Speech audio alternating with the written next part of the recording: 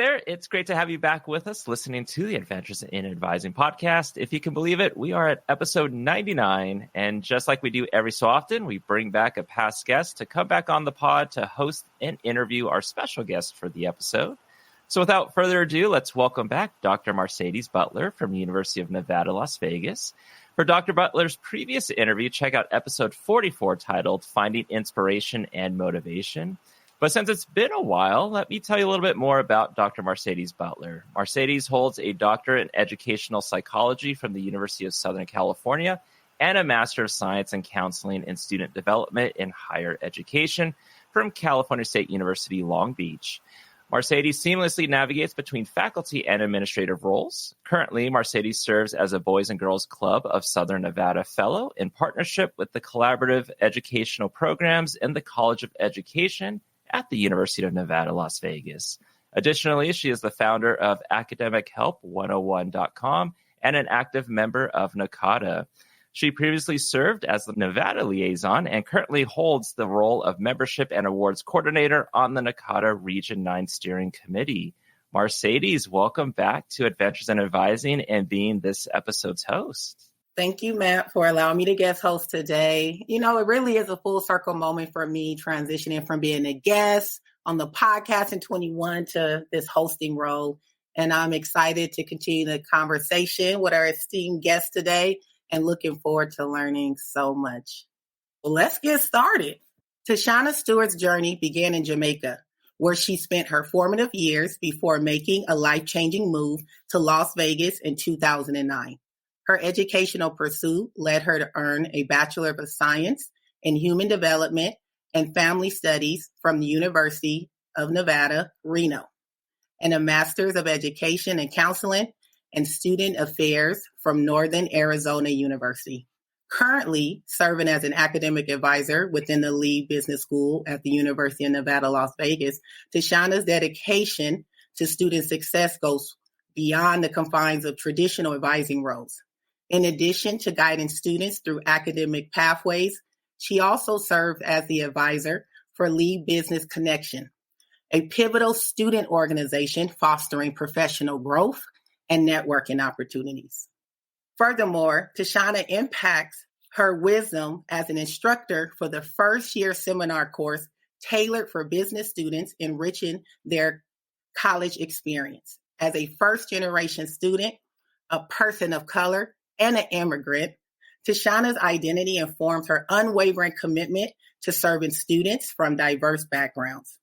Her passion for inclusivity and equity drives her mission to empower students along college journey and ensure that they feel supported and valued at every step.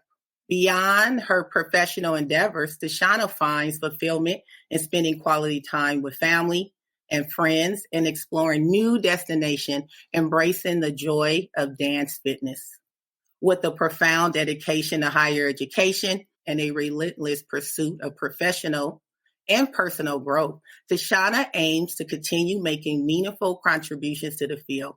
Her aspirations include advocating for increased college access, particularly for a marginalized student population. She's even contemplating pursuing a doctoral degree in higher education leadership. Tashauna and I had a chance encounter at the TEDx UNLV event where I was a speaker. We met in person for the first time at a Sister Circle lunch meeting, and I'm excited to learn more about her journey.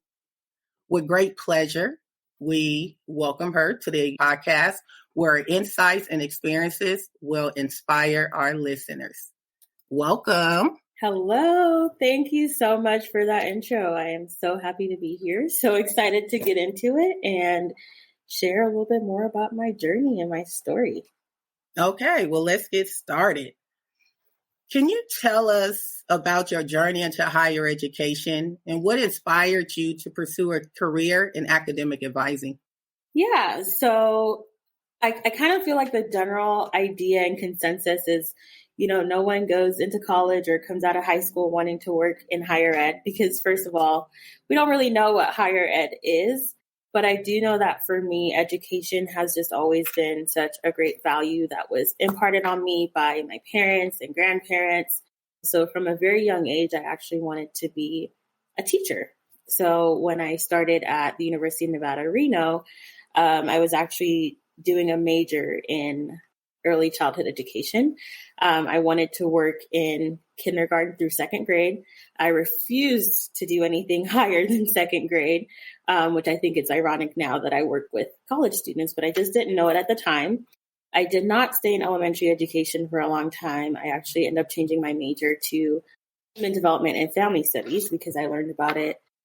It was a part of the College of Education at UNR, and I realized that one just had a lot more career paths that I could take that I was really interested in, because I realized I did not want to be in the classroom full time. So I ended up getting my degree in human development and family studies. Throughout college, I was a resident assistant. So I worked in the residential halls, helping new students transition and acclimate to the college experience. I was also a student ambassador, giving tours on campus and doing recruitment events. I interned with TRIO scholars at one point, and I was able to attend the NASPA conference, which is the governing organization for student affairs. So all of those kind of exposed me a little bit more to the world of higher education. Towards the end of my undergrad career, I was kind of deciding between, do I want to do student affairs or do I want to do social work? Because out of my human development program, I kind of decided on social work at the time, but then having these other experiences, I started to think about higher ed and student affairs. The NASPA conference is probably what sealed it with student affairs for me. So that led me to applying to my master's in counseling student affairs program at Northern Arizona University, where I continued in graduate assistant roles within residential life. We had a college and career resource center, working with Upward Bound. So all of that kind of kept me within the higher education realm. And then once I was ready to graduate, it was time to apply for jobs. And I wanted to move back to Las Vegas because this is where my family is for right now. So I wanted to be back here. Of course, I started applying to jobs at UNLV. I kind of stumbled into academic advising as well because I wanted to do a lot of college access. And then I kind of thought about my experiences. My goal at the time when I was graduating grad school is that one day I wanted to be a director of some sort of college access program. So my kind of strategy was looking at all the things I've done already and what other experiences can I gain that would eventually help me get to that role. And from my undergrad and grad experiences, I did a lot of student life, but not a lot of academics. So I wanted to get that experience in academics. And that's how I ended up applying for an academic advising role, and thankfully got this role at UNLV within the Lee Business School. So that's kind of been my journey so far. This is still my first job out of grad school. And I just couldn't be more grateful for that. What caught me was that extended kind of college time, like going back to back from the bachelor's degree to the master's. Were you also working in those kind of access higher education roles? That's when you're working in housing. When you were getting a master's degree, kind of tell me how that connected from undergrad to your master's. Yeah. So in undergrad, I worked as a resident assistant for essentially all the years after my first year. So they always said, you drink the student affairs Kool-Aid. And I was kind of exposed to those folks who were in those roles. I did have a mentor at the time. She worked for a program at UNR called First in the Pack. And she had gone through a master's program in higher ed. So I had that person to talk to kind of help coach me and lead me, talk through my options. And so I decided I wanted to continue doing that. So then my graduate program actually required me to have a graduate assistantship. So this was at Northern Arizona University. I was a graduate assistant there within residential life. I was not a hall director. I did not want to be on call, but I was more of a supportive role where I oversaw our community development center that the RAs utilized for their community building efforts. And then I was also an advisor for a student organization, the National Residence Hall Honorary within that. So all of that kept me there. In our program, we were also required to have an internship. And that's how I stumbled on the Northern Arizona College Resource Center, which is housed at NAU. So I worked with them for all the time I was there. Actually, I really loved it. I kept working there actually after my internship hours ended. I ended up being an AmeriCorps member with them because that's typically how they hire their folks to work there.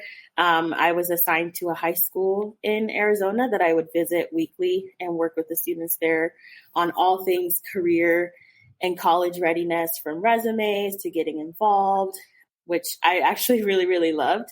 And then during the summers for grad school, I worked as an academy manager for the Upward Bound summer program, where they bring those high school students on campus to kind of get that college experience. So all of those kind of solidified for me that, I wanted to work in higher ed. I enjoyed that work that I was doing, especially with college access. So that's how that connection kind of came about for me. Okay. Today marks actually 5 years that I've been working at UNLV. And so you've been at UNLV 2 years? July will be 3 years, actually. July will be 3 years. Yeah. Like I mentioned, I heard your name early on, like super active on campus, that twist and turn to being nominated for a NACADA award, being able to present. I mean, summarize your experiences in these last 3 years kind of on campus and how that's intertwined into NACADA. Yeah. So coming to UNLV was new for me. And as a student from UNR, if you know about the rivalry at UNR is very strong. But again, Las Vegas has been home since I moved from Jamaica. So I wanted to come back home. And I admired the fact that UNLV was just such a large school with a diverse student population. So I definitely wanted to work here.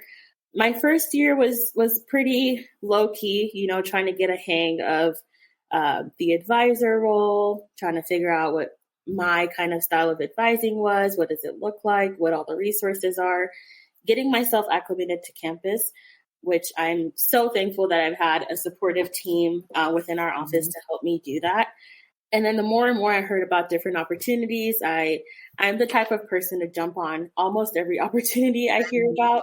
I do have a problem saying no or taking on too much, but I started going to our advising council meetings, which is our larger advising community meetings for advisors across campus here. And this is where I started to hear about NACADA and wanting to go to NACADA conferences. And then later on in probably the end of 2022 is when one of my colleagues came to us with the Stupski grant information. And Stupski is a nonprofit private foundation that funds education initiatives. They are a sponsor within NACADA, and they put out that call for proposals for advisors to create their own initiatives on campus that is catered to advisor wellness. They really wanted these initiatives to come from advisors themselves. I will say I was hesitant at first because I was like, well, I'm still kind of new to this. I'm only about a year or so in. I'm really just here to help students. Like, I love my peers, but I'm really here to help students. I haven't been doing this long enough to feel like I know how to better support advisors. But my colleagues were so supportive, and we just kind of put our heads together, brainstormed. And that really just kicked off my involvement with NACADA. We were able to write and also win the grant that we were going for so that we can implement our initiatives on campus, which then led to me going to NACADA conferences. Actually, I did go to a NACADA conference before that grant, I believe, in October. Was that Orlando? Per my notes, that was Orlando? I did go to Orlando, but before Orlando, I actually went to Portland. You went to Portland? Okay. I went to Portland as well. So Orlando came after. So Portland was my first one, and then it was Vegas in like a February, and then Orlando. So that's 3 NACADA conferences in less than 3 years, which I'm very grateful because I do enjoy going to conferences and getting that opportunity to network, learn from others in the field, and really just immerse myself into the experience. So I really had a lot of fun with those. Stay with us. We'll be right back. Cracking the college admissions code just got easier. I'm Rebecca Gordon, your go-to fictional college admissions counselor for the rich and famous. Tune into The Admissions Game, Satire Edition, and uncover my top secrets for surefire Ivy League admission. Ditch the old Photoshop your face onto a water polo hunk trick. We reveal all the latest loopholes. So laugh and learn with The Admissions Game, wherever you podcast. And you gave a great segue, just going back to the Lead Business School advising team, where I've had a chance to work closely with and had a connection with helping working grown adults graduate with their business degree. Yes. So really know like the synergy and the collective efficacy that you have. So just talk a little bit about being an advisor, particularly in the Lead Business School, where we know, like every university, everybody want to be a business major. There are prereqs on prereqs on prereqs. Yes. And the advising structure, from my opinion and what I've observed, is structured and informational. And so talk a little bit about that from the inside out. Yeah. So advising of the Lead Business School is unique, but I'm also biased because I don't really have anything to compare it to. I don't have any other advising experiences, but we do have a pretty large caseload of students. Mm-hmm. They're very driven students, which is really awesome. They come from all walks of life, which is something that drew me to this role, is getting the opportunity to work with just a diverse population of students.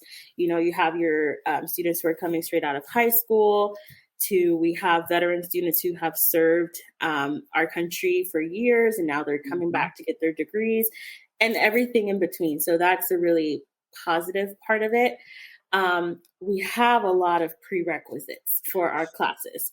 So, you know, a lot of our appointments tend to be going over and explaining those requisites and requirements. And, you know, one of my main goals as an advisor is I want to empower students through information and knowledge. So I try to, even though sometimes it could be information overload because there's just a lot that they need to do or a lot that they need to know, I try to spend as much time as I can really diving into the requirements to make sure that they have an understanding of the requirements, and then they're able to work around that to create their schedules and, you know, implement extracurricular activities, maybe internships, and all of those amazing opportunities. So I would say that's my experience with advising.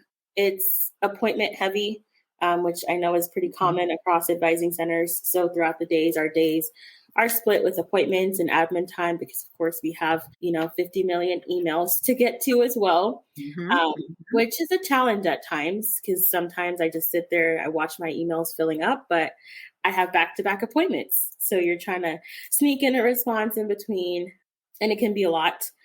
I think sometimes we try to continuously think of ways to empower students to find a lot of the information on their own, because they'll email us for things, or I'm like, you probably could have Googled that and get a response within 2 minutes from the website. So trying to navigate a lot of those questions can be challenging at times, but it works. It's rewarding as well. So yeah. And you're also teaching. That's also in the Lead Business School. Is that the first or second year? Is that equivalent to your first or second year seminar? First. So, okay. Yeah, I teach Business 103, which is titled Business Connection. So that's our first year seminar course for business students, but it is open to anybody who want to take that first year seminar class. And that one I started within fall 2023, 2022, probably was my first semester teaching. So I taught fall 2022, fall 23, and I'm currently teaching this spring as well. So we essentially have a class of about 24 first-year students. As we know, that kind of transition from high school to college kind of hits you like a truck at times. You don't really know what to expect. So the goal of that class is really to help students along that transition and help them develop their toolbox of skills and resources that they can utilize throughout their college journey. We spend some time talking about career stuff. So this last week we did networking, talked about how to do an elevator pitch, how to introduce yourselves. We do resumes. We explore different career options within business alongside the general college stuff, like how to manage your time, getting involved. So I really enjoy that part of it because it breaks up my day a little bit. I get to be in the classroom, right? Going back to how I wanted to be a teacher. But remember, that was like kindergarten through second grade, not college students. But now I do teach college students, and I have a lot of fun with it. I really do. I enjoy it a lot. Do you think, and I mean, I found this, that teaching the first and second year seminar classes kind of impacted the way I advise. It kind of let me know what was really going on in these college streets. And so I was able to adjust maybe some of my meetings with students that I do not teach because I had a better understanding of what was going on campus, or kind of what the vibe was with different instructors or classes. Have you found that to be similar experience? I think for me, it might be the other way around. Okay. So I think I take the things that I hear from advising, and I kind of observe what the students are doing, maybe what questions they have, and then I try to implement that in my classes, right? Because I want to catch those questions and challenges earlier. Okay. Right. So if my juniors are coming to me with those questions, I want to prepare my first year students with those questions and resources. So I would say probably flip for me, but maybe I just need to pay more attention to see if it's the other way as well. But off the top of my head, yeah, my advising influences my teaching for sure. And I definitely think you can go back and forth and vice versa, but it was interesting, just the information. And in particular, I was dealing with second year seminar, and that can include people with various unit amounts. And so it was interesting, some of the information. I think that is really kind of a segue into, a topic that's kind of undiscussed really and truly in regards to advising and supporting students through tragedy. And if you're listening, you're not aware, UNLV experienced a horrific tragedy on December 6, 2023 that we are still processing and dealing with individually and collectively.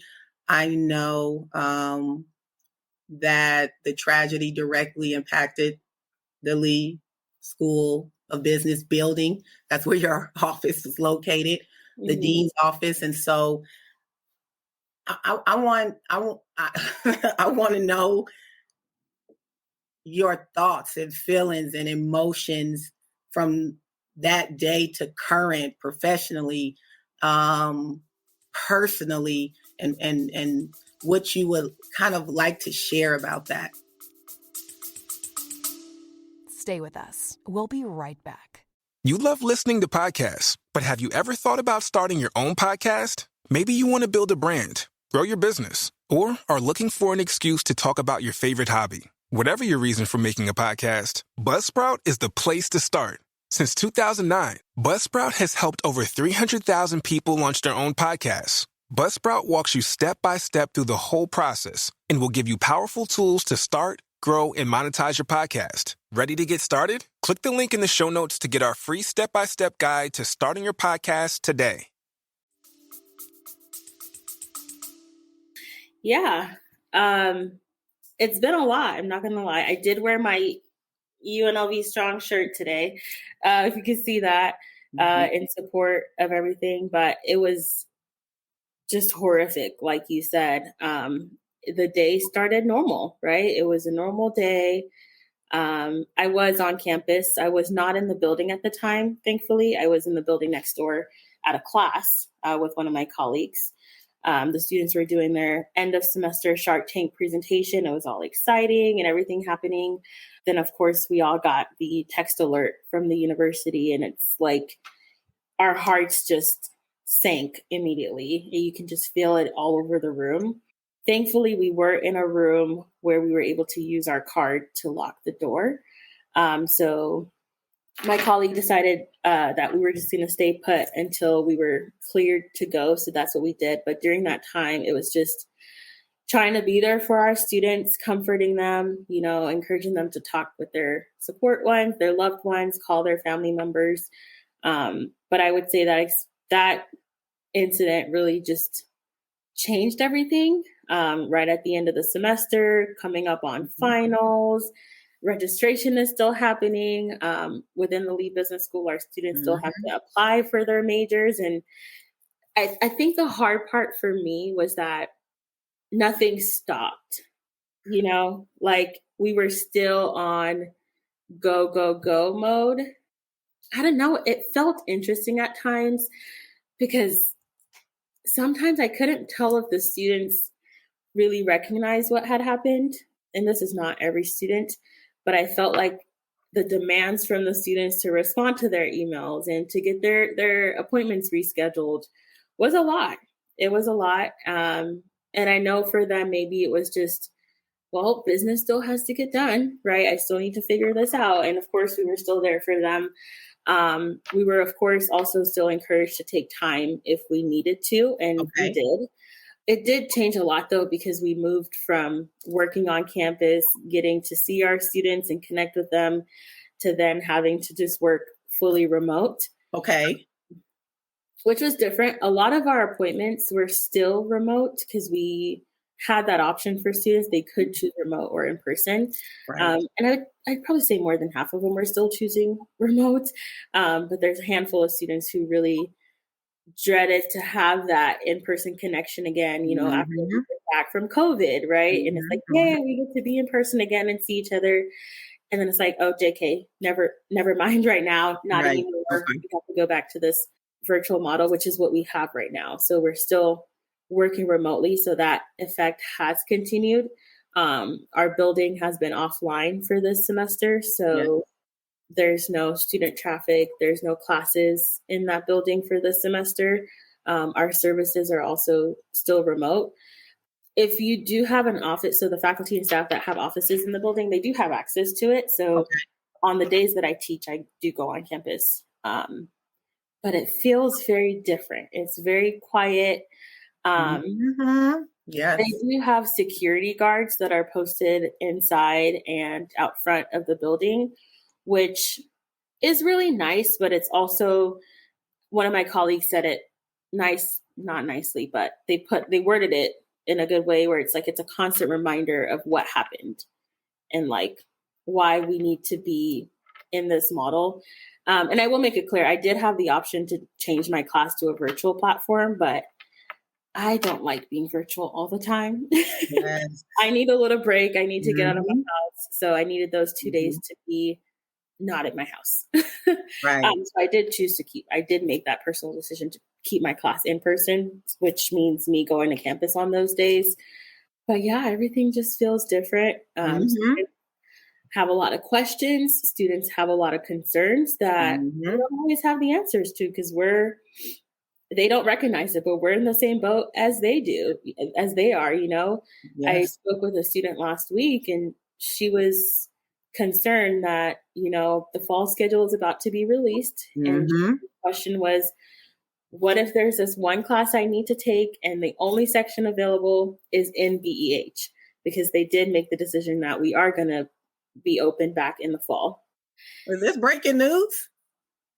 They sent out an email last week. It just came out last week that classes will resume in our building for the fall semester. So, those student questions are filtering in, and she was basically asking, if this is the only section for that class she needs, can she change it? And it's like, I don't know, I don't know what that's going to look like. And she's just concerned. Like there's some students who don't want to be back in the building. Right. There's some staff who also don't want to be back in the building. So, yes.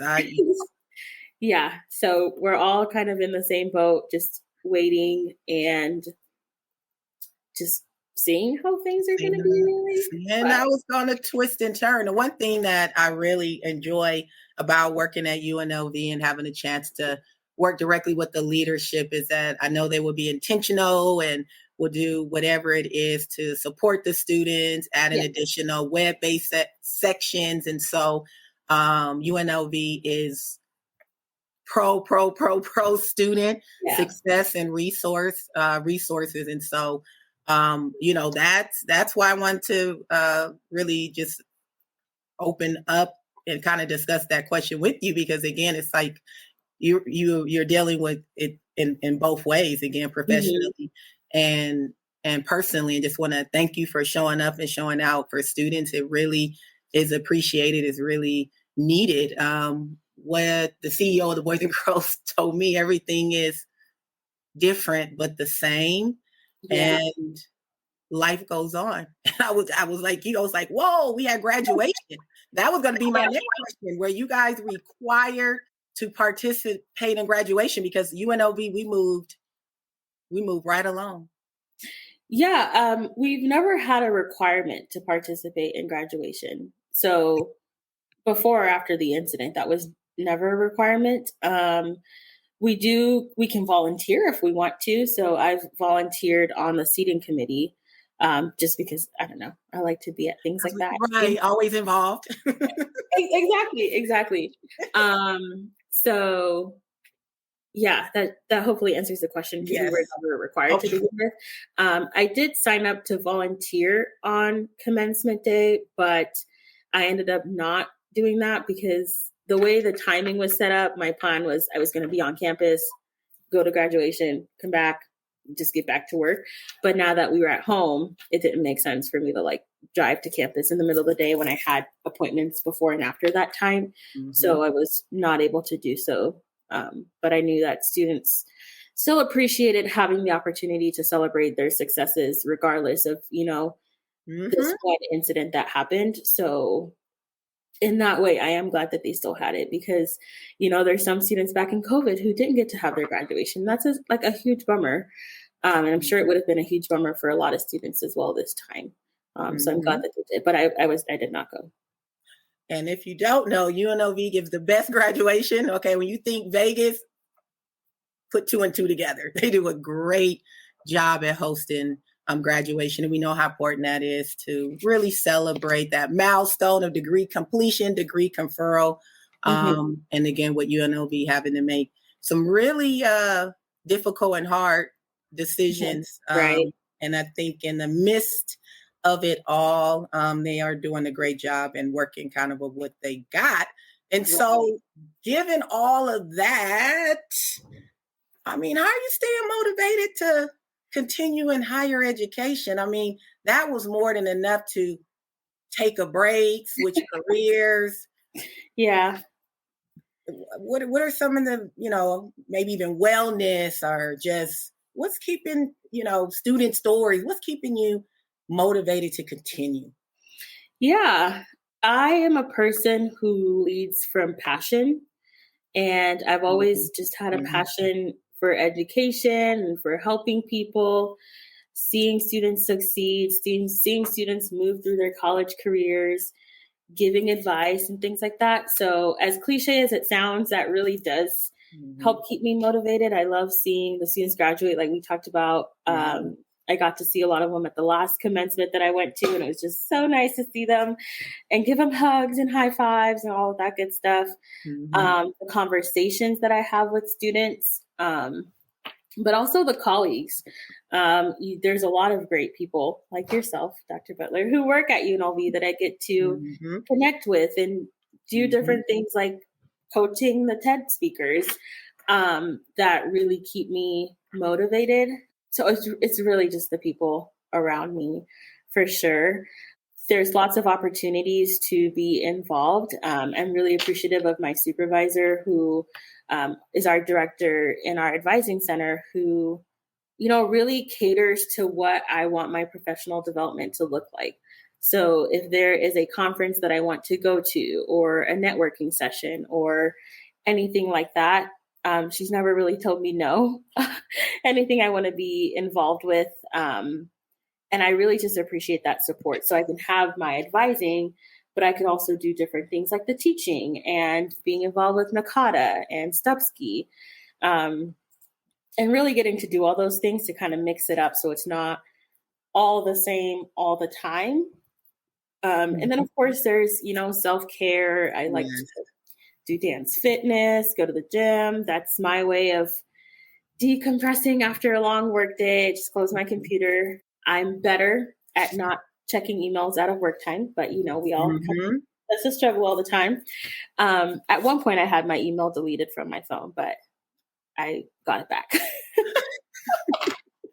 But I really don't check it as much. I try to make sure that, my work stays within those work hours. And again, appreciative that in my office, we have a culture where no, it's not work time anymore. Like, don't be answering your emails. Don't be doing anything.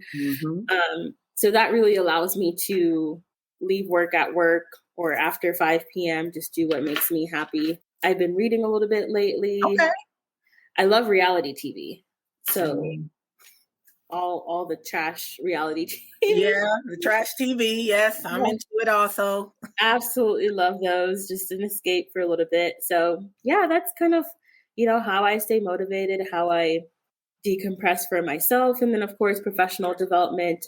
We launched the micro-externship program, and I also participate in that micro-externship program, which we didn't talk about earlier. So I guess I should share.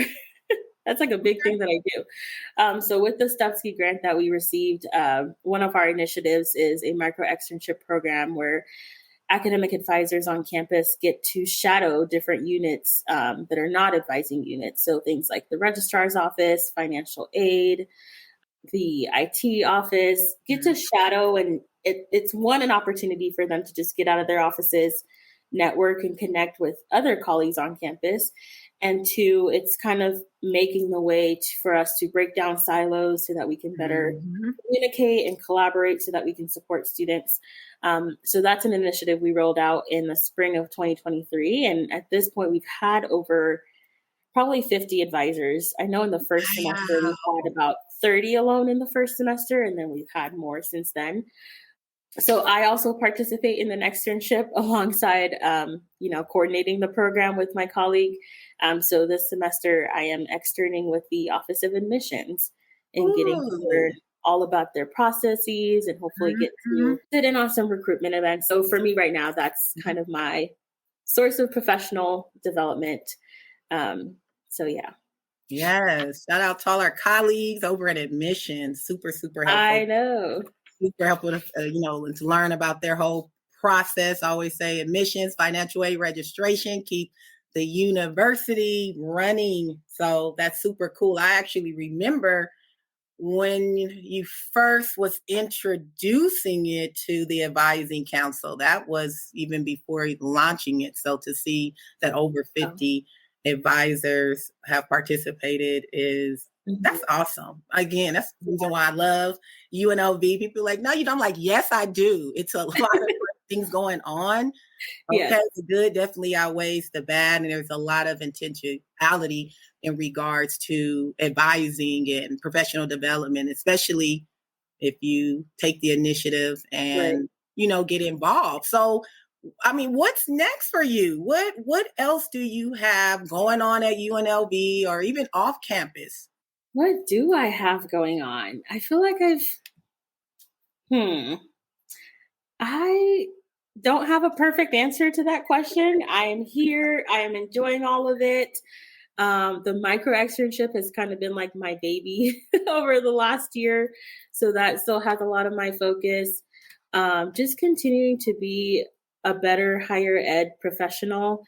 You did mention in my bio, I am interested in getting a doctoral degree at some point. I haven't necessarily started the process of that yet. I did tell myself I wanted to, be in my first role for around 3 to 5 years before I started looking into that, which I'm coming up on my 3-year mark. So I should probably start looking at that soon. There is an opportunity to move up or seek to move up as a senior academic advisor in my college. So I'm hoping to have conversations with my director about that so that I can continue within that role. But that's kind of it. We're chilling in a way. I feel like with me going from high school to college to grad school to now work, at one point I looked forward to not looking forward to the next move, to just kind of be for a little bit, but not for too long. I think that, within my role and within all the opportunities that UNLV and NACADA has provided me, I don't necessarily feel bored or complacent.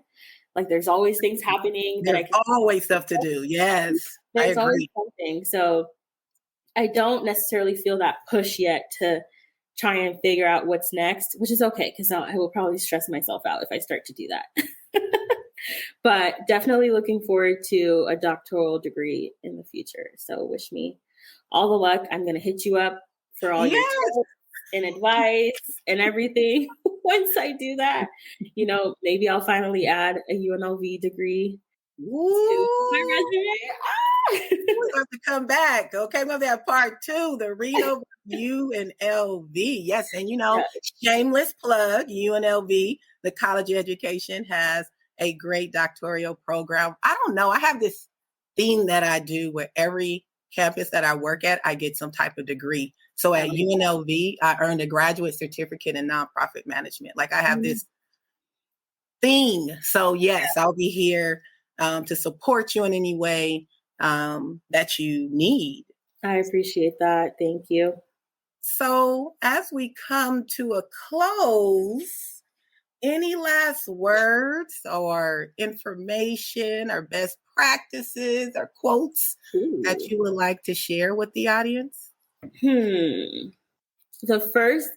first quote that comes to mind is, do what you love and love what you do. That's just something that's been stuck with me. And I recognize that I've had the privilege of choosing the jobs I want to choose, and choosing those jobs based off of my passion and my own interests, not because I need to have, I do need to have a job. You know what I mean? So I've been grateful. Yeah, I've been grateful that, all the roles I've been in, it's truly out of my passion for serving people.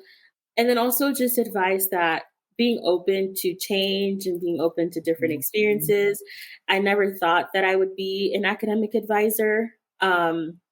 But, it all goes back to what are your core values and what it is that you want to do. And that can look different, right? So I'm not the teacher I thought I wanted to be in K through 12, right? But my passion and my goal back then was to serve people and, instill the value of education in others. And I'm still doing that through higher ed, through advising, through our first year seminar, through our organizations.